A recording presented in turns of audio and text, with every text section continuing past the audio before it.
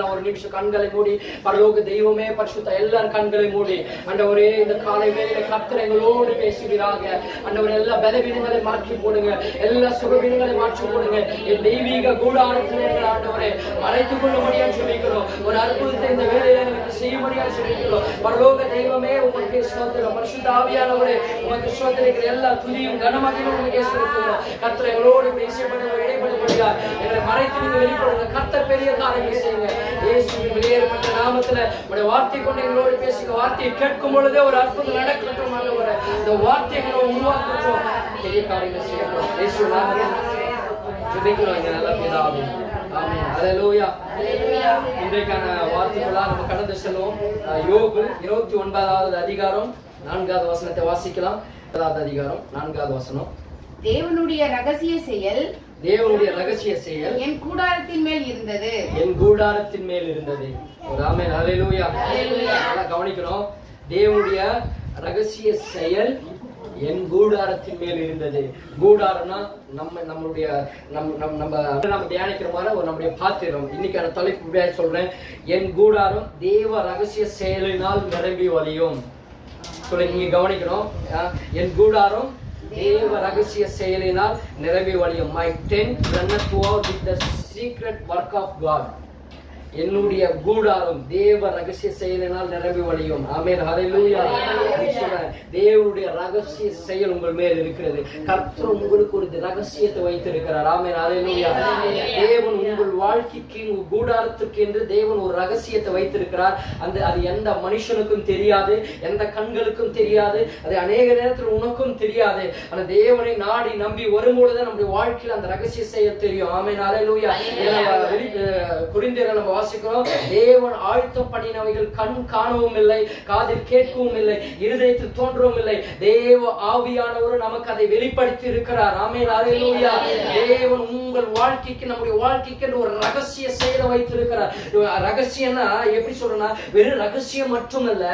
தேவன் உன்னுடைய வாழ்க்கைக்கு நம்முடைய வாழ்க்கைக்கு ஒரு ரகசியத்தை மட்டும் அவர் காத்து வைக்கல, அது ஒரு வேலையும் அவர் செய்து கொண்டிருக்கிறார். ஆமென். அந்த ரகசியத்தை உன் வாழ்க்கையில நிறைவேற்றி வருவதற்காக ஒரு சர்ப்ரைஸ் தேவன் உனக்குள்ள வைத்திருக்கிறார். நிறைய பேருக்கு சர்ப்ரைஸ் பண்ண ரொம்ப பிடிக்கும். ஆமென். ஹல்லேலூயா. நான் சொல்றது புரியுதா? கணவன் மனைவிக்கு சர்ப்ரைஸ் பண்ண ரொம்ப பிடிக்கும், மனைவி கணவனுக்கு சர்ப்ரைஸ் பண்ண ரொம்ப பிடிக்கும், பெற்றோர் பிள்ளைகளுக்கு சர்ப்ரைஸ் பண்ண ரொம்ப பிடிக்கும், பிள்ளைகள் பெற்றோருக்கு சர்ப்ரைஸ் பண்ண பிடிக்கும். வேலை செய்கிற இடத்துல நமக்கு ஒரு சர்ப்ரைஸ், ஒரு ப்ரமோஷனோ, ஒரு கிஃப்டோ, இல்ல ஒரு போனஸ் ஏதோ ஒன்று கொடுக்கும்போது நமக்கு ரொம்ப பிடிக்கும். ஆமென். ஹல்லேலூயா. அதெல்லாம் நம்ம சொல்லிட்டு போயிட்டே இருக்கலாம். இந்த உலகத்துல சீக்ரெட் ஒரு சர்ப்ரைஸ்னாவே எல்லாருக்கும் ரொம்ப பிடிக்கும். எல்லாம் ரொம்ப ஆச்சரியமா இருப்பாங்க, சந்தோஷப்படுவாங்க. இவ்வளவு நாளா செஞ்சதை காட்டிலும் ஒரு ரகசியமாய், ஒரு சீக்ரெட்டா, ஒரு சர்ப்ரைஸ் பண்ணும்போது நமக்குள்ள ஒரு சந்தோஷம், மகிழ்ச்சி, கலிகூறு உண்டாயிருக்கும். அதே போலதான் நம்முடைய ஆண்டவர் உன் வாழ்க்கைக்கென்று ஒரு ரகசியத்தை வைத்திருக்கிற விசுவாசிகள் மட்டும் ஒரு ஆமென் சத்தம். ஹல்லேலூயா. யோபு இப்படியாய் சொல்லுகிறான், தேவனுடைய ரகசிய செயல் என் கூடாரத்தின் மேல் இருந்தது. இன்னைக்கு சொல்றேன், கூடாரம்னா உங்கள் தலை, உங்கள் தலையை காட்டுகிறது. ஆமென். ஹல்லேலூயா. நான் சொல்ற கூடாரம்னா நம்ம பழைய ஏற்பாட்டுக்குள் கடந்து சென்றோம் என்றால் உங்களுக்கு சுலபமாக புரியும். ஆசாரிப்பு கூடாரம் என்று சொல்லுவார்கள். ஆசாரிப்பு கூடாரம்னா அந்த தேவனுடைய வாசம் பண்ணுகிற ஒரு இடம். ஹெட், அதான் ஹெட் பிளேஸ். காட் வாசம் பண்ணுகிற, தேவன் வாசம் பண்ணுகிற ஒரு இடம். அதுல வந்து 3 பகுதிகளாக பிரிப்பாங்க அந்த கூடாரம். பரிசுத்த ஸ்தலம், மகா பரிசுத்த ஸ்தலம், அதுக்கடுத்து கிருபாசனம். சொல்லுங்க, பரிசுத்த ஸ்தலம், மகா பரிசுத்த ஸ்தலம், கிருபாசனம் சொல்லி பிடிப்பாங்க. இந்த கிருபாசனத்துக்குள்ளதான் புதிய உடன்படிக்கை பெற்று இருக்கும். ஒரு ஆமென். ஹல்லேலூயா. அதுல சில காரியங்கள் அதுல அடங்கி இருக்கும். அந்த மோசேயுடைய கோல் 10 கட்டளைகள் எல்லாமே அந்த புதிய உடன்படிக்கை பெட்டிக்குள்ள இருக்கும். இந்த பரிசுத்த ஸ்தலத்துக்குள்ள, பரிசுத்த ஸ்தலம் நம்ம லாங்குவேஜ்ல இப்ப புரியுற மாதிரி சொல்லணும்னா நம்ம கூடி வருகிற சபை. ஒரு ஆமென். ஹல்லேலூயா. இதுதான் பரிசுத்த ஸ்தலம். இந்த பரிசுத்த ஸ்தலத்துக்குள்ள பிரதான ஆசாரியன் மாதந்தோறும் என்ன பண்ணுவாருன்னா அங்க போயிட்டு பலி செலுத்துவாரு. ஆமென். ஹல்லேலூயா. பரிசுத்த ஸ்தலத்துல போய் பலி செலுத்துவாரு. அதுக்கடுத்து மகா பரிசுத்த ஸ்தலத்துக்குள்ள அங்க என்ன பண்ணுவாருன்னா வருடந்தோறும் ஆசாரியன் பரிசுத்த ஸ்தலத்துல ஆசாரியன் பலி செலுத்துவாரு. இங்க வருடந்தோறும் பிரதான ஆசாரியன் போயிட்டு பலி செலுத்துவாங்க. இவங்க பலி செலுத்தும் போது எப்படி போய் செலுத்துவாங்கன்னா, காலில் கொலுசு கட்டி கொண்டு ஒரு செயின் போல சங்கிலி, நம்ம மணி இருக்கும்ல, இந்த நம்ம புரிய மாதிரினா ஆட்டுல மாட்டுல எல்லாம் கட்டி வைப்போம், அந்த சவுண்ட் வரும், அந்த சலகு, அதெல்லாம் எதுக்கு கட்டுறாங்க தெரியுமா? ஆட்டுல மாட்டெல்லாம் நமக்கு தெரியும் எதுக்காகனா, எங்காவது போச்சுன்னா ஏதாவது பாம்பு கிம்பு ஏதாவது பூச்சி இருக்கும் போது மேயும் போது அந்த நேரத்துல அந்த சவுண்ட் கேட்கும் போது அது போயிடும், ஏதாவது போயிடுன்றதுனால அந்த நம்ம அந்த கழுத்துலயே காலெல்லாம் கட்டி விடுவாங்க, அந்த சலங்கு மாதிரி கட்டி விடுவாங்க. அதே போலதான் மனுஷனுக்கு அதை கட்டுவாங்க. அதை கட்டிட்டுதான் அவர் உள்ளே போகணும். ஏன்னா உள்ள போய் அவர் ஏதாவது நடந்துச்சுன்னா அங்க செத்து போயிடுவாங்க. ஒரு ஆமென் ஹல்லேலூயா. அப்படிப்பட்ட ஒரு பவர்ஃபுல்லான இடம் தான் ஆசாரிப்பு கூடாரம். அந்த கூடாரத்தில் என் தேவன் வாசம் பண்ணுகிறார். ஆமென் ஹல்லேலூயா.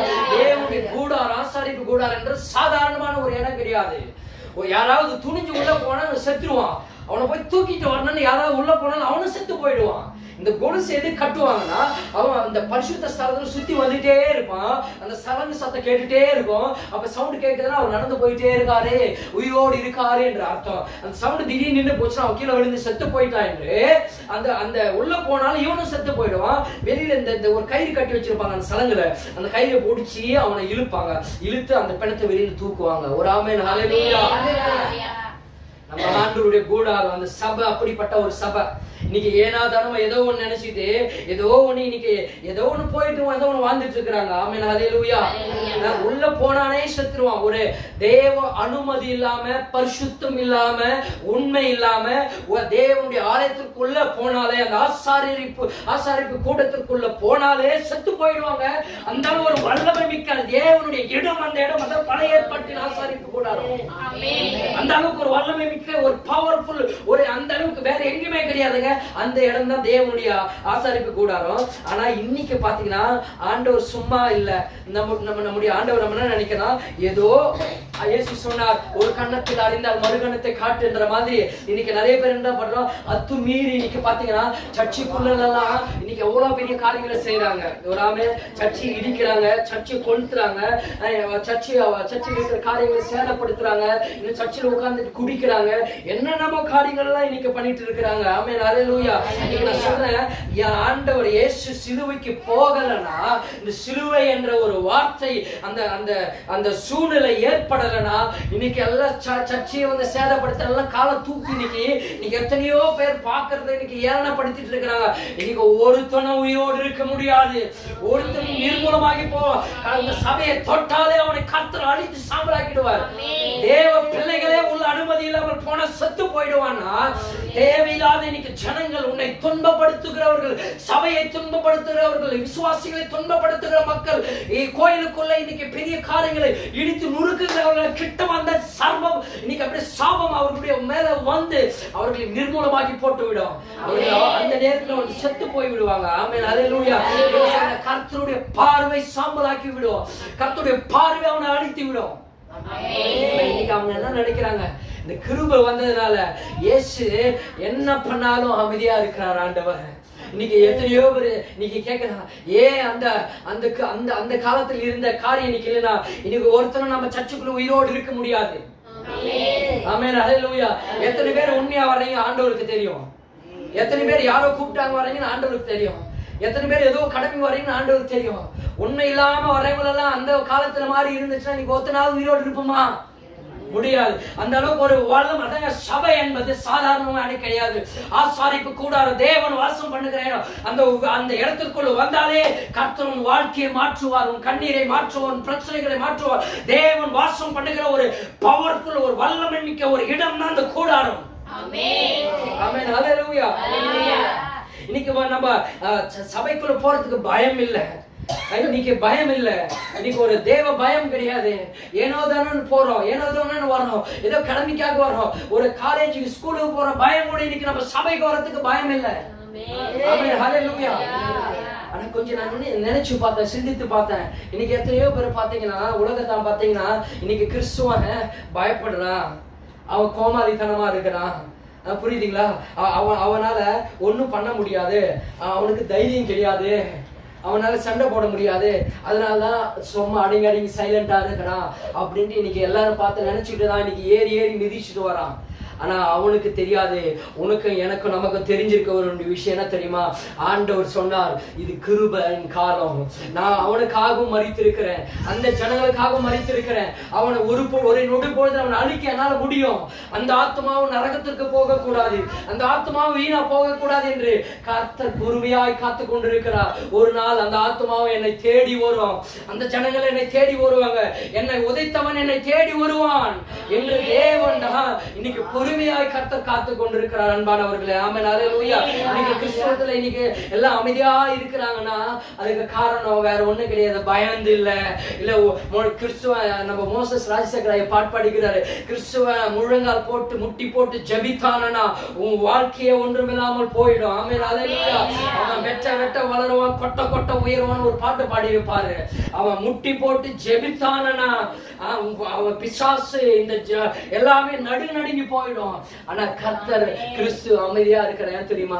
அவனுக்காக நான் ரத்தம் சிந்தி இருக்கிறேன், அவனுக்காக நான் சிலுவையில் ரத்தம் சிந்தி இருக்கிறேன். அந்த ஆத்மாவும் நான் நரகத்திற்கு போக கூடாது, அந்த ஆத்மாவும் விரயமாய் போக கூடாதுன்றதுக்காக தான் கிறிஸ்து சிலுவைக்கு பிற்பாடுதான் இன்னைக்கு எல்லாருமே சபைக்குள்ள வரணும். இன்னைக்கு நீங்க வர, நான் வரேன், உலகத்தார், இந்து, முஸ்லிம், கிறிஸ்துவ யாரோ ஆனாலும் வரோம். இன்னைக்கு ஏன்னா அவர் சிலுவையில் எல்லாவற்றையும் சுமந்துட்டாருங்க. இன்னைக்கு நான் புரியுதா நான் சொல்றது?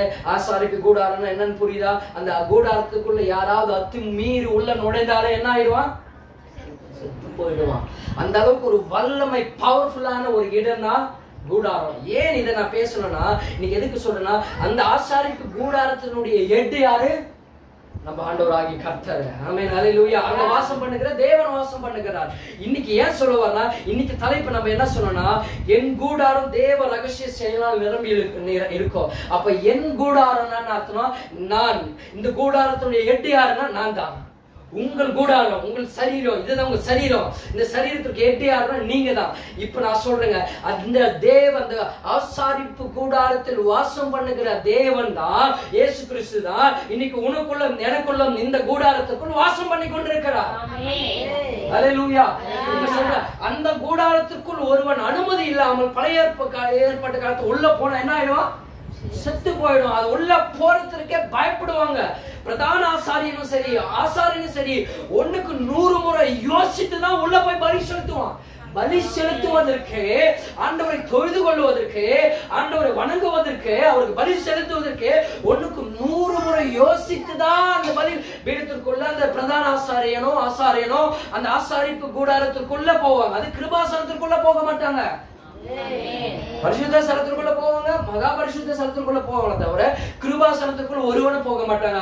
இயேசு கிறிஸ்து கல்வாரியில ரத்தம் செஞ்சதுனால இன்னைக்கு நாம் அந்த கிருபாசனமாகிய இயேசு கிறிஸ்துவே இன்னைக்கு உனக்குள்ள எனக்குள்ள அவர் வாசம் பண்ணுகிறார். அவர் கையை தட்டி ஆண்டவர் அந்த கிருபாசனமே தனத்தை நீக்கி உன்னை ரட்சித்திருக்கிறார். கிருபாசனமாகிய அந்த சனத்தை நீக்கிட்டு அந்த கிருபையாகிய கிறிஸ்து இன்னைக்கு உனக்குள்ள அந்த உடன்படிக்கை பெற்றியும் உனக்குள்ள வந்துடுச்சு. ஆமென், அல்லேலூயா. நான் சொல்றேன், ஒருவன் அனுமதி இல்லாமல் உள்ள போனால் அவன் செத்து போயிடுவான்றது போல இன்னைக்கு நான் சொல்றேங்க, இந்த கூடாரத்தோட தலைவர் நானு. என்னுடைய அனுமதி இல்லாம ஒரு பிசாசு எனக்குள்ள வந்தா என்ன நடக்கணும்? அவன் செத்து போகணும். ஒரு ஆமென், அல்லேலூயா. ஏன்னா இயேசு கிறிஸ்து எனக்குள்ள இருக்கிறார். இன்னைக்கு பாத்தீங்கன்னா பிசாசுடைய போராட்டம் அதிகமா இருக்கிறது, பிசாசுடைய காரியங்கள் அதிகமா இருக்கிறது. நீங்க பிசாசு நமக்குள்ள எத்தனையோ கிறிஸ்துவனுக்குள்ளயோ ஆண்டவரை தேடுகிற பிள்ளைகளுக்குள்ள பிசாசு கிரியை செய்து கொண்டிருக்கிறான். இன்னைக்கு இந்த காலையில உங்களை பார்த்து சொல்றேன், நீங்கள் இந்த கூடாரத்தினுடைய தலைவர், உங்க அனுமதி இல்லாம பிசாசு உனக்குள்ள வாசம் பண்ண முடியாது. எந்த வியாதி உனக்குள்ள வாசம் பண்ண முடியாது, எந்த பலவீனம் உனக்குள்ள வாசம் பண்ண முடியாது. ஏன்னா இந்த கிருபாசனமாகிய புதிய உடன்படிக்குரிய சொந்தக்காரர் ஸ்தாபிக்கிறவர் இயேசு கிறிஸ்து உனக்குள்ள வாசம் பண்ணுகிறபடியால் உன்னுடைய அனுமதி இல்லாமல் ஒருவனும் உனக்குள்ள வாசம் பண்ண முடியாது. அப்ப பிசாசு உனக்குள்ள வாசம் பண்றாருன்னா அப்ப என்ன அர்த்தம்? நாம் அனுமதி கொடுத்திருக்கிறோம். ஆமென். நான் சொல்றது எத்தனை பேருக்கு புரியுது? உன் அனுமதி இல்லாமல் பிசாசு உனக்குள்ள வர முடியாதுங்க. ஒரு கிறிஸ்துவன், இயேசுவை ஏற்றுக்கொண்ட பிள்ளை, ரட்சிக்கப்பட்ட பிள்ளை, பரிசுத்தாவி பெற்றவர்கள், ஞானஸ்நானம் பெற்றவர்கள், ஆண்டவரை ஏற்றுக்கொண்ட பிள்ளைகள், அவர் ரட்சிப்பை பெற்றுக்கொண்ட பிள்ளைகள், அவனுக்குள்ள பிசாசு வர அனுமதி கிடையாது. அவன் வர பயப்படுவான். அல்லேலூயா. உன் குடும்பத்திற்குள்ள பிசாசு வர பயப்படுவான், நடுங்குவான். உனக்குள்ள விபத்தின் ஆவிகள் வர பயப்பட நடுநடுங்கும். ஆனா ஏன் எனக்குள்ள விபத்து ஏற்படுகிறது, பிசாசுடைய போராட்டம் அதிகமா இருக்கிறது, பிரச்சனைகள் அதிகமா இருக்கிறது என்றால் நீங்கள் அனுமதி இல்லாமல் அவன் உள்ளே வர முடியாது. எத்தனை பேர் ஆமென் சொல்றீங்க? நான் சொன்னேன், இயேசு கிறிஸ்து இதோ வாசற்படியில் நின்று தட்டுகிறேன், ஒருவன் என் சத்தத்தை கேட்டு கதவை திறந்தால் நான் அவனோடு பிரவேசிப்பேன். இயேசுவே வந்து திறந்தால்தான் நான் உனக்குள்ள வருவேன் என்று சொன்னார். அப்ப பிசாசு எப்படி சாதாரணமா உனக்குள்ள வந்துட முடியும்? ஹல்லேலூயா. நீ அனுமதி கொடுக்கும் போது, சின்ன காரியங்களுக்கு பிசாசுக்கு அனுமதி கொடுக்கும் போது, சின்ன சின்ன இடத்துல பிசாசுக்கு இடம் கொடுக்கும் போது, பிசாசு உன் வாழ்க்கையில் வந்து உன் வாழ்க்கையை சீரழிக்கிறான், குடும்பத்தை சீரழிக்கிறான், பிள்ளைகளை சீரழிக்கிறான், உன் வேலையை சீரழிக்கிறான், உன் ஊழியத்தை சீரழிக்கிறான், உன் சரீரத்தை சீரழிக்கிறான், உன் வாழ்க்கையை சின்னபின்னமாக்கி ஒன்றுமில்லாம நிர்மாணமாக்கி போடுகிறான். காரணம் நீங்கள் பிசாசுக்கு இடம் கொடுக்கிறதுனாலதான். இதான் புதிய ஏற்பாட்டில் பவுல் இப்படியாய் சொல்லுகிறார், தேவனுக்கு கீழ்ப்படியுங்கள், பிசாசுக்கு எதிர்த்து நில்லுங்கள். அப்போது பிசாசானவன் உன்னை விட்டு ஓடி போவான். அவனுக்கு எதிர்த்து போது ஒண்ணு தேவையில்லை, இயேசு எனக்குள் இருக்கிறார், இந்த கிருபாசனமாகிய புதிய உடன்படிக்கைய சொந்தக்காரர் எனக்குள் இருக்கிறார், நீ எனக்குள் வர அதிகாரம் கிடையாது என்று நீங்கள் அறிக்கையிடும் போது, முறையிடும் போது பிசாசு உங்ககிட்ட வர முடியாது. எதிர்த்து நின்னீங்கன்னா அவன் ஓடி போயிடுவான். ஆனா நம்ம என்ன பண்றோம், பிசாசுக்கும் இடம் கொடுக்கிறோம், கொஞ்சம் வந்துரு, இயேசுவும் கொஞ்சம் வா அப்படி இடம் கொடுக்கறதுனாலதான் இன்னைக்கு நம்ம வாழ்க்கை சீரழிந்து சின்ன பின்னம் ஆழ்ந்து ஒன்றுமில்ல. இன்னைக்கு இழக்க வேண்டியதெல்லாம் இழந்திருக்கிறோம். ஒரு ஆமென் சொல்லுங்க. ஹல்லேலூயா. நான் சொல்றேன், உன் வாழ்க்கை பிசாசு எப்போ இயேசு நாமத்துல அப்பால சாத்தானே ஜெபம் பண்ணிட்டு இருக்கிறோம். இயேசு நாமத்துல வியாதி என்ன விட்டு போகட்டும், தலைமையில என்ன விட்டு போகட்டும். நான் சொல்லிட்டேமா, இன்னைக்கு ஆண்டோட வார்த்தையின் பிறகு உன் அனுமதி இல்லாம உள்ள வரல. எப்பேற்பட்ட வியாதியானா இருக்கட்டும், எப்பேற்பட்ட பிசாசுடைய தாக்கமானா இருக்கட்டும், நீங்க ஏதோ ஒரு இடத்துல அனுமதி கொடுத்திருப்பீங்க, அவனுக்கு கதவை திறந்து கொடுத்திருப்பீங்க. கொஞ்சம் இந்த காலை வேளையில யோசித்து சிந்தித்து பாருங்கள், எந்த இடத்துல நான் தவறி விழுந்திருக்கிறேன், எந்த இடத்துல நான் பிசாசுக்கு இடம் கொடுத்திருக்கிறேன்னு கொஞ்சம் யோசித்து பாருங்க. நீங்க இப்பொழுது அதிலிருந்து மாற்றிக்கொண்டு இயேசுவை என்னை மன்னித்து ரத்தத்தினால் கழுவி இயேசு எனக்குள் வாசம் பண்ணுகிறார் என்று நீங்கள் அறிக்கை செல்லும் போது, இனி உன்னுடைய அனுமதி இல்லாம பிசாசு உன்கிட்டவே வர முடியாது. ஹல்லேலூயா. எந்த விபத்தோ மரண ஆவிகளோ, எந்த சாத்தானோ சர்ப ஆவிகளோ, எந்த உன்னை அழிக்க நினைக்கிற எந்த காரியங்களோ பிசாசு உன் வாழ்க்கையை சீரழிக்க முடியாது, உன் வாழ்க்கைக்குள்ள வர முடியாது. திரும்ப சொல்ற, இன்னும் பிசாசுடைய ஆதிக்கத்திற்குள்ள, போராட்டத்திற்குள்ள, வியாதிக்குள்ள அவதிப்பட்டிருக்கிறீங்களா? நீங்கள் பிசாசுக்கு இடம் கொடுத்திருக்கிறீங்க, அனுமதி கொடுத்திருக்கிறீங்க. இன்னைக்கு இந்த காலையில இயேசுவின் நாமத்துல அந்த அனுமதியை ரத்து செய்ய வேண்டும், அதை கேன்சல் பண்ண வேண்டும். அதை இயேசுவின் ரத்தத்தால் சுட்டி எரிக்கட்டும். இயேசுவின் நாமத்தில் சுட்டி எரித்து கர்த்தருக்கு சித்தமானவைகளே நீங்கள் சிந்தித்து யோசித்து ஓடிக்கொண்டிருப்பீர்கள் என்றால் உங்கள் வாழ்க்கை சீராயிருக்கும், உங்கள் வாழ்க்கை சிறப்பாயிருக்கும். நான் ஏன் இந்த கூடாரம் சொன்னதை புரிந்துதான்? அந்த கூடாரத்தில் வாசம் பண்ணுகிற ஒரு கர்த்தர், இந்த கூடாரத்தில் வாசம் பண்ணுகிற ஒரு இயேசு கிறிஸ்து. ஆமென். ஹல்லேலூயா. இந்த கூடாரத்துடைய தலைவர் இயேசு கிறிஸ்து. உங்கள் அனுமதி இல்லாமல் எந்த பிசாசும் உள்ளே வர முடியாது. ஆமென். ஹல்லேலூயா. நீங்க இடம் கொடுக்கலனா பிசாசு வர முடியாது. இன்னைக்கு சொன்ன தேவனுடைய ரகசிய செயல் என் கூடாரத்தின் மேல் இருந்தது. யோபு நமக்கு எல்லாருக்கும் தெரியும், அவனுடைய கூடாரம் விழுந்து போனது, எல்லாமே இழந்து விட்டான். என்னை காப்பாற்றுவார் ஒருவரும் இல்லை, என்னை வெளிச்சத்துக்கு கொண்டு போக ஒருவரும் இல்லை, என்னோட தேவன் இல்லை, என்னோட செல்வம் இல்லை, ஒரே நாள் எல்லா செல்வத்தையும் இழந்து போன, என்னுடைய கதையெல்லாம், என்னுடைய எல்லா வித காரியங்கள் எல்லாம் பறித்து கொண்டார்கள், வாழ்க்கையை பறித்து கொண்டார்கள், என் வாழ்க்கை முடிந்து போனது என்று இன்னைக்கு ஒருவேளை அவன் யோபு நினைச்சான். ஒரே நாள்ல ஆடு செத்து போச்சுங்க, ஒரே நாள்ல மாடு செத்து போச்சு, ஒட்டகம் செத்து போச்சு, கழுத பிள்ளைகள் எல்லாமே இழந்து விட்டான் யோபு. அவனுக்குள் இருக்கிறது அந்த ஜீவன் மட்டும்தான் இருந்துச்சுங்க, அந்த ஜீவன் மட்டும்தான் இருந்துச்சு. சும்மா அவன் சாதாரணமா இழக்கலைங்க, கிட்டத்தட்ட 7000 ஆடு வச்சுட்டான். எத்தனை ஆடு? 7000 ஆடு வச்சுட்டான். ஆமென். ஹல்லேலூயா. 7000 ஆடு வச்சுட்டு அவன் ஒழுங்கு ஆண்டவரை தேடுவான். ஆமென்.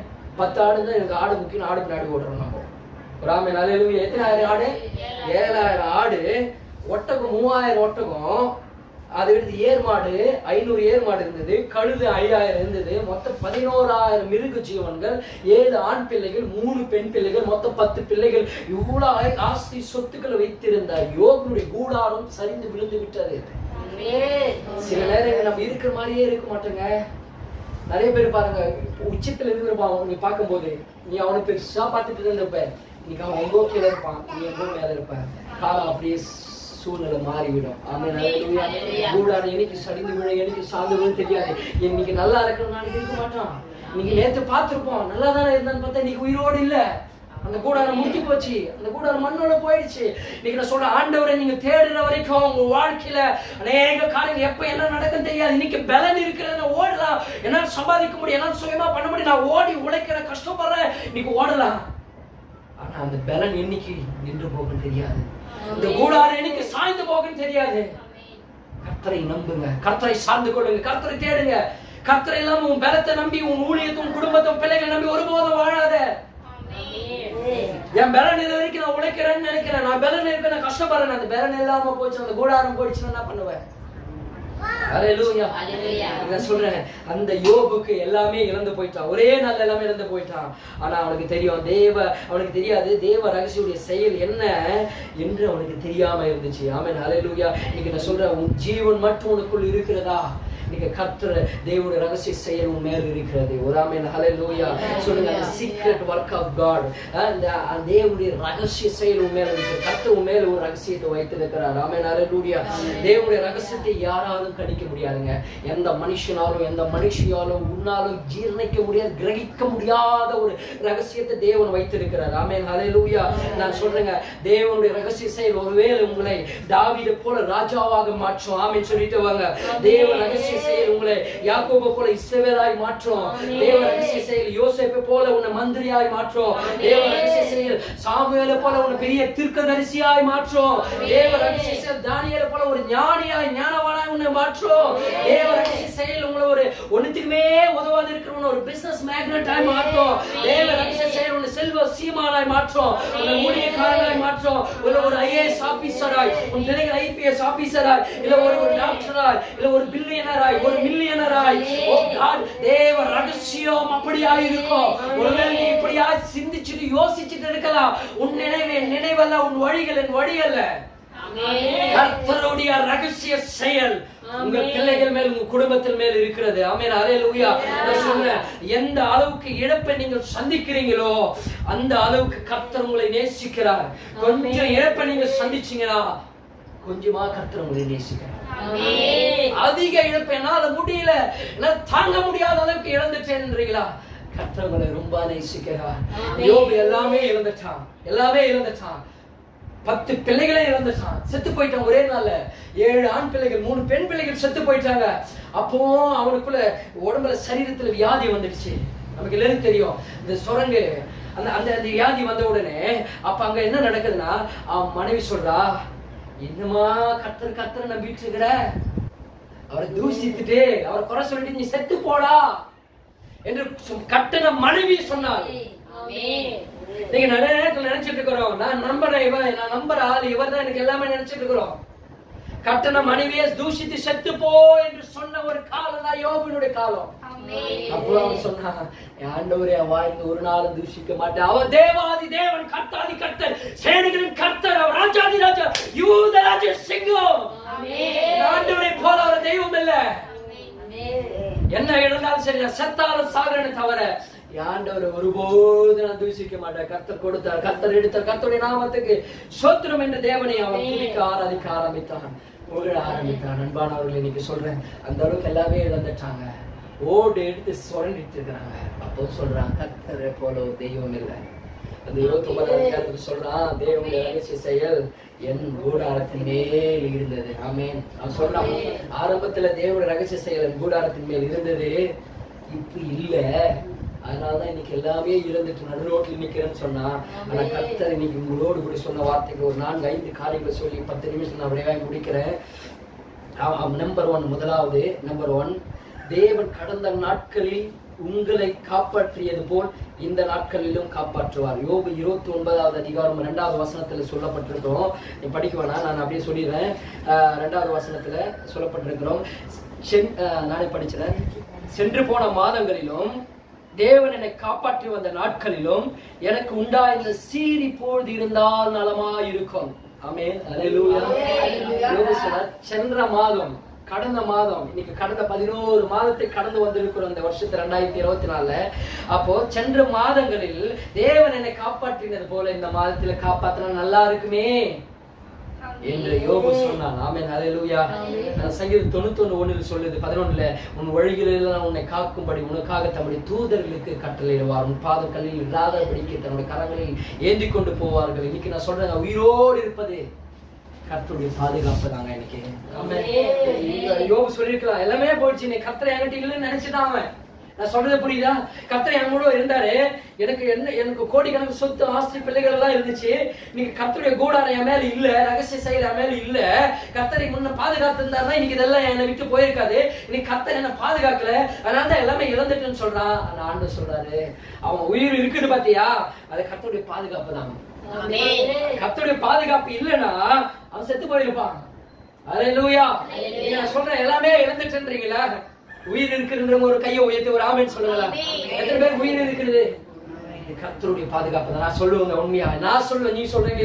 இன்னைக்கு நான் உயிரோடு இருக்கிற இந்த சுவாசம் இருக்குது பாத்தியா, இது கர்த்தர் தந்த ஈவு தடவு, என்னை காப்பாற்றினது கர்த்தர் தான். இதை எப்போ செத்து மண்ணு பூச்செடிகள் முளைத்திருக்கும் என்னை அடக்கம் பண்ண இடத்துல. ஆமென், ஹல்லேலூயா.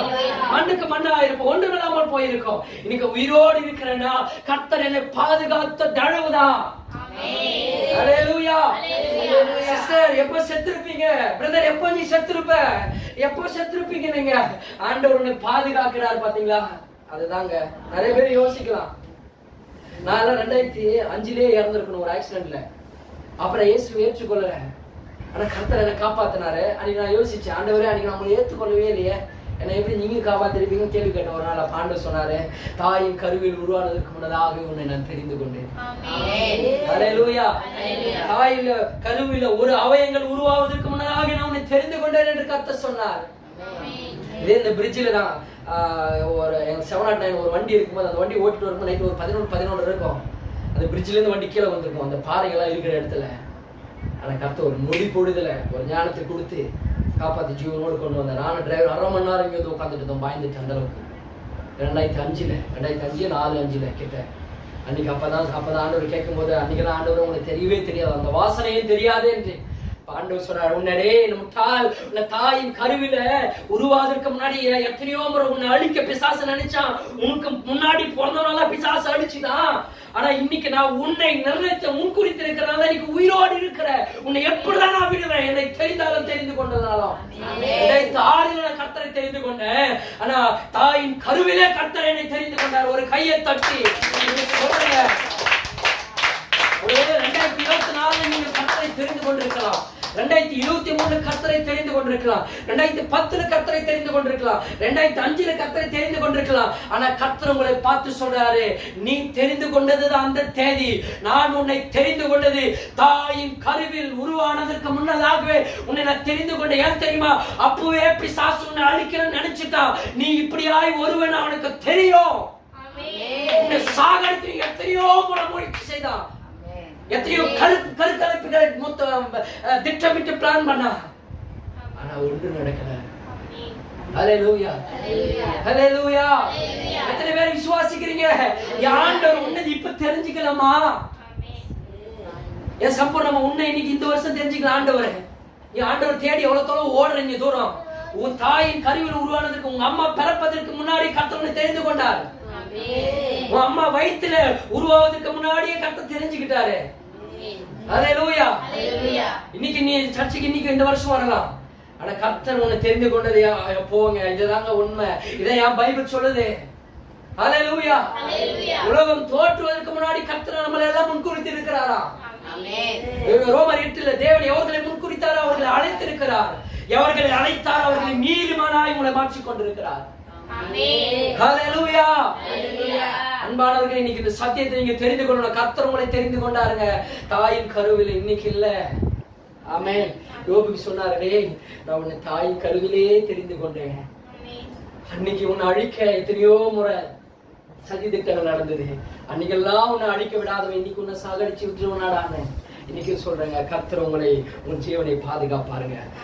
தேவன் கடந்த நாட்களில் உங்களை காப்பாற்றியது போல இந்த நாட்களிலும் காப்பாற்றுவார். ஆமென். ஹல்லேலூயா. ஏன் அவனுக்கு அந்த டவுட் வந்துச்சுன்னா, அந்த நாட்கள் நல்லா இருந்துச்சு, நமக்கு பாதுகாப்பா இருந்துச்சு, இதெல்லாம் இல்லைன்னா கர்த்தர் என் மேல இல்லைன்னு அர்த்தம் நினைச்சுட்டான். இல்லைங்க, ஆண்டவர் உங்க மேல இருக்கிறார். எத்தனை இழப்புகளை நீங்கள் சந்திச்சாலும் கர்த்தர் உன்னை காப்பாற்றுகிறார். நேற்று ஒரு காரியம் நடந்தது உங்களுக்கு வாழ்க்கையில, அன்னைக்கு கர்த்தர் இல்லைன்னா நீ அன்னைக்கு செத்து போயிருப்பியே. கர்த்தருடைய பாதுகாப்பு. நம்பர் 2 நேரம் இல்ல. 3வது வசனம் 29:3. அப்பொழுது அவர் தீபம் என் தலையின் மேல் பிரகாசித்தது, அவர் அருளின வெளிச்சத்தினால் இருளை கடந்து போன. நம்பர் 2, தேவனுடைய வெளிச்சத்தினால் கடந்த நாட்களின் இருளை கடந்தது போல இந்த நாட்களிலும் கடப்பீர்கள். சொல்றது புரியுதா? கடந்த நாட்களில ஆண்டவர் ஏற்றுக்கொள்ளும் நல்ல ஜெபம், அபிஷேகம், நல்லா வாஞ்ச, எல்லா அபிஷேகத்துல இருந்திருப்போம். இன்னைக்கு அதெல்லாம் இல்லாம போயிட்ட மாதிரி இருந்திருக்கிறோம். அதனால என்ன நினைச்சிடும், கர்த்தர் என் மேல இல்ல, கர்த்தர் கூட செயல் என் மேல இல்ல, கர்த்தருடைய அபிஷேகம் என் மேல இல்லைன்னு இன்னைக்கு நினைச்சிட்டோம். ஆனா கர்த்தர் சொல்ற, கர்த்தருடைய கூடார செயல் உன் மேல இருக்கிறது, ரகசிய செயல் உன் மேல இருக்கிறது. சொல்லுங்க அல்லேலூயா. அப்படின்னு அந்த வைராகம் வாஞ்சியம் இன்னைக்கு இல்லைன்றதுனால ஆண்டவர் உங்க மேல இல்லைன்னு அர்த்தம் இல்ல. ஆமென் அல்லேலூயா. கடந்த நாட்களில் கொஞ்சம் நினைச்சு பாருங்க. அதுக்காக தப்பா எடுத்துக்குவேன் யாரும், நீயும் தப்பா எடுத்துக்காதமா, சரியா? பாத்திமா கடந்த நாட்கள் எவ்வளவு வைராக்கியமா இருந்தது. நானே ஆச்சரியப்படுவேன். எங்க சபைக்கு போகும்போதெல்லாம் சொல்லி இருக்கிறேன், என்ன ஒரு வைராக்கியம், என்ன ஒரு விசுவாசம். அவ்வளவு குடும்பத்திலேயே சண்டை போடும், அவங்க தாத்தா பாட்டிக்கிட்டு சண்டை போடும், அந்த அளவுக்கு ஒரு வைராகிய விசுவாசம். ஆனா இப்போ இல்ல. காரணம் என்னன்னா, தேவன் என் மேல் நேசிக்கல, ஆண்டவர் கூடார செயல் என் மேல் இல்லைன்னு அர்த்தம் கிடையாது. ஆண்டவர் இப்பவும் உன்னை நேசிக்கிறார். அதுதான் அந்த பைபிள் சொல்லுது. தேவனுடைய வெளிச்சத்தினால் கடந்த நாட்களில் இருளை கடந்தது போல. கடந்த நாட்களில் இருளெல்லாம் தைரியமா சந்திச்சிருப்போம். ஒரு பிசாசினுடைய இருள், போராட்டம், பலவீனங்கள் வரும்போது விசுவாசம் நின்று ஏசாத்தால அப்பா போன்றிருப்போம். இன்னைக்கு அந்த தைரியம், வல்லமை, விசுவாசம் நமக்குள்ள இருக்கானா? இல்ல. ஏன்னா இன்னைக்கு ஆண்டவர் என் மேல இல்ல நம்மளே முடிவு பண்ணிட்டோம். யோபு அப்படிதான் முடிவு பண்ணிட்டான்.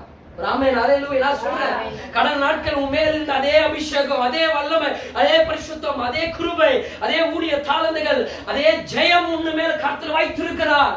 நீ தான் ஆண்டவரை விட்டு தூரம் போயிட்ட, கொஞ்சம் முன்னாடி எழுந்து வா. நீ சாதிக்க வேண்டியதை சாதிப்பீங்க, முடிக்க வேண்டியதை முடிப்பீங்க. காரியங்கள் ஜெயமாய் வாழ்க்கை பண்ணுவார். தாவீதின் கூடாரம் விழுந்து போனது. ஆமோஸ் 9:10 சொல்லப்பட்டிருக்கு, தாவீது விழுந்து போன கூடாரத்தை கர்த்தர் திரும்பவும் கட்டினார். அன்பான ஜனமே, இன்னைக்கு நான் சொல்றேன், நீ எங்க விழுந்து போயிருந்தாலும் கர்த்தர் உன்னுடைய கூடாரத்தை திரும்பவும் கட்டி அதே ஆதி நிலைக்கு கர்த்தர் உன்னை உயர்த்துவார். எந்த நிலையில நீ விழுந்து போனாயோ அந்த நிலத்தில் உன்னை இடத்தை உன் தலையை உயர்த்தி அழகு பார்ப்பார். அல்லேலூயா. உன்னுடைய ஜெபம், அதே ஜெபம் திரும்ப உண்டாகும். அதே அபிஷேகம், அதே பரிசுத்தம், அதே அனாய்ச்சி உனக்கு நான் சொல்றேன், அதை விட டபுளா வரும், டபுள் பிளெஸிங்கா வரும். யோபுக்கு கடைசியில பார்க்கும்போது நமக்கு தெரியும், எல்லாம் ரெட்டத்தனையா கர்த்தர் கொடுத்தார். இன்னைக்கு சொல்றேன், உங்களுக்கு டபுளா வருங்க.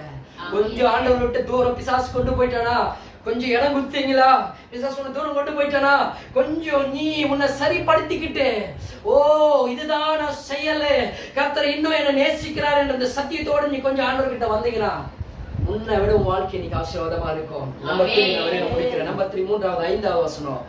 அப்பொழுது சர்வ வல்லவர் என்னோடு இருந்தார், என் பிள்ளைகள் என்னை சூழ்ந்திருந்தார்கள்.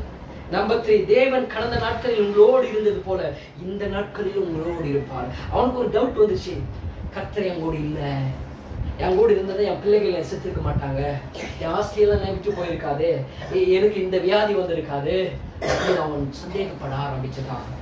கர்த்தர் சொல்றாருங்க, கர்த்தர் கூட தான் இருக்கிறார். இன்னைக்கு நிறைய நேரத்துல ஏன் எனக்கு இந்த போராட்டம், ஏன் இந்த பிரச்சனை, ஏன் இந்த உபத்திரம், ஏன் இந்த சண்டை, ஏன் இந்த கஷ்டங்கள், ஏன் இந்த வேதனை, குடும்பத்துல சமாதானம் இல்ல, நிம்மதி இல்ல, பிள்ளைங்களோட வாழ்க்கையில் நிம்மதி இல்ல, சமாதானம் இல்ல, ஏன் கர்த்தர் என்னை நேசிக்கலையா, கர்த்தர் என் கூட இல்லையா? ஆண்டவர் சொல்ற, நான் உன்னை விட்டு விலகுவதும் இல்லை, உன்னை கைவிடுவதும் இல்லை, நான் உன்னோடு கூட இருக்கிறேன், ஒருவனும் உன் மேல் தீங்கு செய்யும் போது கை போடுவதில்லை, உனக்கு முடிவு வரைக்கும் நான் உன்னோடு கூட இருக்கிறேன். நீங்க சொல்லு, கைவிட்டு சொல்லுங்க, கர்த்தர் உன்னோடு கூட இருக்கிறார். அல்லேலூயா. கர்த்தரை விட்டு நீங்க தான் தூரம் வந்துட்டீங்க, தேவன் உன்னை நேசிக்கிறார். ஆமென் சொல்லுங்களேன், தேவன் உன்னை நேசிக்கிறார். சம்பூர்ணமா தேவன் உன்னை நேசிக்கிறார். சுமதி தேவன் உன்னை நேசிக்கிறார். பாத்திமா தேவன் உன்னை நேசிக்கிறார். கர்த்தர் உன்னை நேசிக்கிறாங்கங்க, தேவன் உன்னை நேசிக்கிறார். ஆமென் அல்லேலூயா. தேவன் எவ்வளவு தூரம் போனாலும் சரி அவரை நேசலாம் உன் மேலதான் இருக்குங்க. நேசமெல்லாம் உன் மேலதான், என் மகன் எப்போ வருவான்ட்டு நேசிக்கிறாருங்க. ஆண்டவர் உங்களை நேசிக்கிறார். தயவு செய்து அதை உதாசீனப்படுத்திடாதீங்க, அதை ஏளனப்படுத்திடாதீங்க, அதை உதறி தள்ளிடாதீங்க. கர்த்தர் உங்களை நேசிக்க தன் ஜீவனை கொடுத்து உங்களை நேசித்து இருக்கிறாரு. இவ்வளவாய் உலகத்தில் அன்பு கொடுத்தார், எவ்வளவாய் தன் ஜீவனை தந்தருளி இந்த உலகத்துல எவ்வளவா தேவன் அன்பு கொண்டார், அவருடைய உயிரை கொடுத்து உங்களை நேசித்திருக்கிறார். நம்பர் 4 6வது வசனத்தை வாசித்தேன். என் பாதங்களை நான் நெய்யினால் கழுவினேன், கண்மலைகளிலிருந்து எனக்காக எண்ணெய் நதி போல ஓடி வந்தது. அந்த செல்வ நாட்களின் சீர் இப்போது இருந்தால் நலமாயிருக்கும். நம்பர் 4 தேவனுடைய கடந்த செல்வ நாட்களின் சீர் இந்த நாட்களிலும் இருக்கும். ஹல்லேலூயா. நான் சொல்றேன், யோபு சொன்னா, ஏன் சொன்னா தெரியுமா? கடந்த நாட்கள் செல்வ சீமானா இருந்தா. நான் சொன்னல 7000 ஆடுனா சும்மாவாங்க. அந்த காலத்துல எத்தனையோ நூற்றாண்டுகளுக்கு முன்னாடி, 1000 வருடங்களுக்கு முன்னாடி 7000 ஆடு, 3000 ஒட்டகம். அப்புறம் ஒட்டகம் வச்சுக்கணும் கோட்டீஸ்வரன். ஏர் மாடு 500 ஜன ஏர் மாடு, 500 மாடு, கழுது 5000 கழுதுக்கு மட்டும் 11000 ஜீவன் இருக்கிறது. 7 ஆண் பிள்ளைகள், 3 பெண் பிள்ளைகள் எல்லாம் பயங்கரமா தேசத்திலே கோட்டீஸ்வரன் பில்லியனரா வாழ்ந்துட்டு இருக்கிறான். செல்வ சீமானா இருக்கிறான். அவனை பாக்குறவங்க அவனை வேற விதமா பார்ப்பாங்க. ஆமென். ஹல்லேலூயா. அவனை பாக்குறவன் வேறு விதமா அவனை பார்ப்பாங்க. அந்த அளவுக்கு அவனை பார்க்கும் போதே அவனுக்குள்ள அப்படி ஒரு எண்ணங்கள் இருந்துச்சு. ஆனா இப்ப எல்லாமே இழந்துட்டு நடு ரோட்ல உட்காந்துட்டு இருக்கான். அவனை பாக்குறவங்க மூஞ்சி திருப்பிக்கிட்டு போறான். நாத்து எடுக்குதே, அவனுக்கு சுரங்கம் வந்துட்டு கிட்ட போகிறதுக்கு யோசிக்கிறான். அப்படி இருக்கும்போது அவன் சொல்றான், தேவன் கடந்த நாட்களில் இருந்து அந்த செல்வ நாட்களினுடைய சீர் இப்போது இருந்தா அந்த செல்வம் எனக்கு இருந்தா நல்லா இருக்குமேன்னு சொல்றான். அதுக்குதான் ஆண்டவர் சொல்றாரு, தேவனுடைய கடந்த நாட்களின் சீர் எந்த அளவுக்கு உனக்கு இருந்துச்சோ அதே அளவு இந்த நாட்களிலும் கர்த்தர் உனக்கு கொண்டு வர ஒரு விசுவாசம். கடந்த நாட்கள் வாழ்க்கையில செல்வ சீமான கர்த்தர் உன்னை மாற்றுவார். எது இறந்தவரை கர்த்தரமே கொடுப்பாருங்க. உன்னை அதை காட்டுல மேலான உயர்வில் கர்த்தர் உங்களை கொண்டு போய் நிறுத்துவாங்க. அதுதான் உனக்கு ஆண்டவர் 42வது அதிகாரத்தில் படிச்ச தெரியும். எதெல்லாம் இழந்துட்டான் பாத்தீங்களா, டபுளா கொடுத்தாருங்க. 7000 ஆடு இருந்துச்சு, 14000 ஆடு ஆச்சு. 3000 ஒட்டகம் இருந்துச்சு, 6000 ஒட்டகம் ஆச்சு. ஏர்மாடு 500 இருந்துச்சு, 1000 கர்த்தர் கொடுத்தாரு. கழுது 5000 இருந்துச்சு, 10000 கர்த்தர் கொடுத்தாரு. ஆமென். ஹல்லேலூயா. சொல்லுங்க ஹல்லேலூயா. அப்ப கிட்டத்தட்ட அவன் வாழ்க்கையில எல்லாமே டபுளா மாறிச்சு. 10, 15, 15500 கிட்டத்தட்ட 31000 டபுள் ஆண்டவர் கொடுத்தாரு. அதுக்கடுத்து 7 ஆண் பிள்ளைகளையும் கொடுத்தாரு. ஒரு சத்தம், ஒரு 3 பெண் பிள்ளைகளையும் கொடுத்துட்டு பைபிள் சொல்லுது, அந்த தேசத்திலே இல்லாத சௌந்தரியம், அழகு, அந்த அளவுக்கு ஒரு சௌந்தரியம் உள்ள பிள்ளைகளை ஆண்டவர் கொடுத்தார். நான் சொல்றேன், இழந்ததை நினைத்து கலங்காதே, உன்னை விட்டு போனதை நினைத்து கலங்காதே. கர்த்தரை நம்பியிரு. கர்த்தருடைய என் கூடாரத்தின் மேல் தேவ ரகசிய செயல் இருக்கிறது. அவனுக்கு தெரியாதுங்க. இதெல்லாம் போதும், ஒன்னொன்னா போதே. ஏதாவது கொஞ்சம் இருந்தா நல்லா இருக்குமே. இன்னும் ஆண்டவர் ஏதாவது ஒரு குடிசை வீடை கொடுத்துட்டு, ஏதாவது ஒரு பிள்ளை எனக்கு கொடுத்துட்டு, இல்ல ஏதாவது ஒரு 100 ஆடு இல்ல 50 ஆடு கொடுத்தா கூட நான் நல்லா இருக்கு, அதை வச்சு படைச்சுப்பேன்னு நினைச்சிருப்பான். ஆனா அவன் நினைவு அது, ஆண்டவர் நினைவு அது இல்ல. அவருடைய ரகசிய செயல் என்ன தெரியுமா? அதையே பார்த்து இந்த உலகம், அவனை கோட்டீஸ்வரன் உலகம் கொண்டாடினது, அதை காட்டில டபுளாய் கொடுக்கும் போது 31000 ஜீவன்களை கொடுக்கும் பொழுது அவன் வாழ்க்கையில கிட்டத்தட்ட மகிமையான மகத்துவசாலி. கழுது 5500, மொத்தம் 11000 ஜீவனு, 22000 ஜீவன்களை கொடுக்கும் பொழுது அவன் இந்த தேசமே திரும்பி பார்த்தது. ஆமே. அந்த 11000 சம்பாதிக்கிறதுக்கு எத்தனையோ வருஷங்கள் ஆச்சு. ஆனா நொடி பொழுது ஆண்டவர் டபுளா கொடுத்துட்டாருங்க. எனக்கு சொல்லுங்க, ஆயுசு நாட்களில் சம்பாதித்த எல்லா செல்வத்தையும், எல்லா ஞானத்தையும், பலத்தையும், அறிவையும், ஆற்றலையும், உன்னுடைய யுக்தியையும் கர்த்தர் ஒரே நொடி பொழுதுல இரட்டிப்பாய் கர்த்தர் உன் வாழ்க்கையில் அற்புதங்களை செய்வார். ஆமென். சொல்லுங்க ஹல்லேலூயா. நம்பர் 5 சொல்லி முடிச்சறேன். நம்பர் 5 8 லிருந்து 10 வரைக்கும் படிச்ச தெரியும். 8வது வசனத்துல, வாலிபர் என்னை கண்டு ஒளிந்து கொள்வார்கள், முதியோர் எழுந்து நின்று நிற்பார்கள், பிரபுக்கள் பேசுகிறது நிறுத்தி கையினால் தங்கள் வாயை பொத்திக் கொள்வார்கள், பெரியோரின் சத்தம் அடங்கி அவர்கள் நாக்கு அவர்கள் மேலோ வாயோடு ஒட்டி கொள்வோம். அவன் சொல்றான் 5வது வசனத்துல, கடந்த நாட்களில் நான் நல்லா இருக்கும் போது வாலிபர் எல்லாம் என்னை பார்த்து பயந்து போயிட்டு ஒளிஞ்சிப்பாங்க. என்னை பார்த்துட்டு பெரியவர்கள்லாம் பேசிட்டு இருக்கும் போது, பெரிய மூத்தவர்கள் எல்லாம் நான் வரேன்ன உடனே வாயை மூடிப்பாங்க, எழுந்து நின்றுப்பாங்க. ஆமே. மரியாதை, ஒரு கணம். ஆமே. யோபுவோட மூத்தவர்கள் எல்லாம் அவனை பார்த்த உடனே பெரியவர்கள் எழுந்து நின்று கை கட்டிட்டு நிற்பாங்க. அதுக்கடுத்து பிரபுக்கள், அரசியல், இப்போ இருக்கிற அரசியல்வாதிகள் பிரபுக்கள் எல்லாம் அவங்க பேசுகிறதை நிறுத்திட்டு வாழ்நாள் கண்களை மூடி தொட்டிக் கொள்வார்கள். இன்னைக்கு என்ன ஒருத்தனும் மதிக்கிறதுக்கு ஆள் இல்லையே, எல்லாமே என்னை கடந்து போறாங்க, என்னை சீண்டுவதற்கு ஒரு ஆள் இல்லையே, என்னை பார்ப்பதற்கு ஒரு ஆள் இல்லையே, என்னை பேசுவதற்கு விசாரிப்பதற்கு ஒரு ஆள் இல்லையே. நீங்க நான் சொல்றேங்க, கடந்த நாட்கள் ஒருவேளை நீங்க செல்வ சீமானா இருந்திருக்கலாம், ஆசீர்வாதமா இருந்திருக்கலாம். நம்பர் 5 சொல்ற, தேவன் கடந்த நாட்களில் உங்களை கனம் பண்ணினது போல இந்த நாட்களிலும் கனம் பண்ணுவார். ஆமென். அல்லேலூயா. அல்லேலூயா. யோவேல் 2:26 சொல்லப்பட்டிருக்கிறது, மனிதர்கள் முன்பாக தலை குனிந்து போக மாட்டீங்க, கர்த்தர் உங்கள் தலையை உயர்த்துவார், நீங்கள் வெட்கப்பட்டு போக மாட்டீங்க. கர்த்தருடைய கூடார செயல், உங்கள் கூடாரத்தில் கர்த்தருடைய ரகசிய செயல் இருக்கிறது. இன்னைக்கு நான் எல்லாமே இருக்கும்போது நல்லா உன் பின்னாடி 10 பேர் வந்திருப்பான், உன்னை பெருமையா பேசியிருப்பான், உன்னை புகழ்ந்திருப்பான், உன்னை பாடியிருப்பான், உன்னை பிரைஸ் பண்ணியிருப்பான், உன்னை துதிச்சிருப்பான், உனக்கு ஹானர் பண்ணியிருப்பான், உனக்கு மாலை போட்டு வர வச்சிருப்பான், உன் பின்னாடியே 10 கூட்டம் சுத்திட்டு இருந்திருக்கும். இன்னைக்கு ஒண்ணுமே இல்லாம யோகா போல நீ ஒரு நடு ரோட்டில் நிக்கலாம், உன்னை பார்க்கறவங்க திரும்பிட்டு மூஞ்சி திரும்பிட்டு போகலாம். ஒரு ஆமென். அல்லேலூயா. பார்த்து பார்க்காத மாதிரி போகலாம், உன்னை உதாசீனமா எடுத்துட்டு அவன் நல்லா இருக்குன்னு உன்னை ஏளனமா நினைச்சிட்டு போகலாம். ஆனா கர்த்தர் சொல்றாருங்க, உன்னை மீண்டும் கர்த்தர் உன் தலையை உயர்த்துவாரு. ஸ்தானத்தில் கர்த்தர் உன்னை உயர்த்துவாரு. உன்னை தாவீது யோபு யோசிச்சான், என்ன பார்த்து பெரியவர்கள் எல்லாம் எழுந்து நிற்பாங்க, மூத்த சின்ன பசங்க எல்லாம் ஓடி ஒளிஞ்சிப்பாங்க. இன்னைக்கு நான் உட்கார்ந்துட்டு இருக்கிறேன், இந்த ஓடிட்டு சுரண்டிட்டு இருக்க நடு ரோட்டில் தெருவில் ஒருவனும் என்னை நாடுவதற்கு இல்லையே என்று அவன் வேதனையோடு கண்ணீரோடு இருக்கும்போது கர்த்தர் சொன்னார், இன்னைக்கு உங்களை பார்த்து சொன்னார், அதே சொன்னங்கள் திரும்ப உன்னை கொண்டாடுகிற நாட்கள் வரும், அதே குடும்பம் உன்னை கொண்டாடுகிற நாட்கள் வரும், அதே மக்கள் உன்னை கொண்டாடுகிற நாட்கள் வரும், அதே வேலை உன்னை உயர்த்துகிற நாட்கள் வரும். நான் சொல்ற தீர்க்க தரிசன ரேமா வார்த்தையை சொல்றேன், எந்த இடத்துல வெட்கப்பட்டு தலை குனிந்து இருக்கிறீங்களோ அதே இடத்துல ஆதி நிலையை காட்டிலும் கர்த்தர் உன்னை உயர்த்துகிற நாட்கள் மிகவும் சமீபமாக இருக்கிறது. என் கூடாரத்தின் மேல் தேவ ரகசிய செயல் இருக்கிறது. ஆமென். தாவீது ராஜா அவனை எப்படி கனம் பண்ணாங்களோ திரும்ப அவன் விழுந்து போயிட்டான், கனவீனம் பண்ணப்பட்டான். ஆனா திரும்ப அந்த கூடாரத்தை கர்த்தர் ரீபில்ட் பண்ணாங்க. அவன் கூட இருந்தவனே அவனை ராஜா ராஜா ராஜான்னு உயர்த்தினாங்க. அவனை குடும்பத்தெல்லாம் அவனுக்கு போருக்கு போயிட்டு வரும்போது இவன் தேசத்தை கொள்ளையிட்டு போயிட்டாங்க. அவ கூட இருந்தவனே அவனை திருப்பிட்டு இவனை சாகடிச்சுட்டு முன்னாடி வந்துட்டானுங்க. அல்லேலூயா. ராஜான்னு சொல்லி கனமனை உயர்த்தினாலாம் இவனை தூஷிக்க ஆரம்பிச்சிட்டாங்க. அப்புறம் உடனே அவன் எழுந்து ஆண்டவர்கிட்ட கேட்கும்போது திரும்பவும் கர்த்தர் அவனை உயர்த்தி அழகு பார்த்து திரும்ப அந்த ராஜாக்களோடு பிரபுக்களோடு கர்த்தர் அமர பண்ணினாரு. ஆமென். அல்லேலூயா. அல்லேலூயா. காலையில உங்களை சொல்றேன், எல்லாம் எழுந்து நிற்கலாம். கர்த்தர் உங்கள் வாழ்க்கையில அந்த திரும்பவும் கர்த்தர் உங்களை கனம் பண்ணுகிற நாட்கள் வரும். 5 காரியங்களை நினைத்துக் கொள்ளுங்க. என் கூடாரத்தின் மேல் தேவ ரகசிய செயல் இருக்கிறது. நீங்க எங்க வெட்கப்பட்டு தலை குனிந்து நாணப்பட்டு இருக்கிறீங்களோ அதோ இடத்தில் கர்த்தர் உங்க தலையை உயர்த்தி மீண்டுமா கர்த்தர் உங்களை பொக்கிஷ சாலையாய் மாற்றுவார்.